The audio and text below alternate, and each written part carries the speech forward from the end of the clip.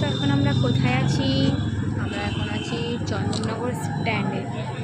এখান থেকে আমরা এখন যাব মেলায়, মেলা ঘুরবো, তারপর বাড়ি যাব। আর আমি কিন্তু একা একা আসি।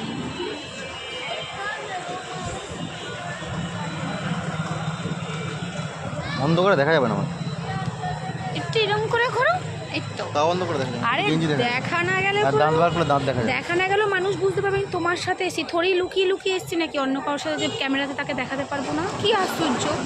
অন্ধকার হলে তোমরা তোমার দাদাকে চিনতে পারবে না? এমন কোথাও যাই না যেখান থেকে মানে লুকিয়ে যেতে হবে যে আমি দেখাতে পারবো না কার সাথে গেছি, ওরকম কোনো ব্যাপার তো নেই। তো আমার দাদার সাথে এসেছি, এটা তোমরাও বুঝতে পারবে না। দেখা আজকে একটুখানি মেলা, কারণ ষষ্ঠীর মেলা এখন অবধি আমরা ঘুরিনি, তো আজকে ও কাজবাজ কমপ্লিট করে এখন নিয়ে আসলে একটুখানি মেলা ঘুরবো, ঘুরে তারপর বাড়ি চলে যাবো। তো চলো তার আগে একটুখানি ভালো, অনেকদিন বাদ স্ট্যান্ডে আসলাম, একদমই এখন আর আসা হয় না এই দিকটাতে। তো ও একটুখানি কয়েকটা ফটো মটো তুললাম, এবার একটু স্ট্যান্ডে খানিকক্ষণ বসে বেরিয়ে যাব মেলায়। তারপর একটা জায়গা আছে প্ল্যান, দেখা যাক কী হয়, জানি না, হবে না হবে না, প্ল্যানিংটা ওটা ক্যান্সেলই হবে জানি।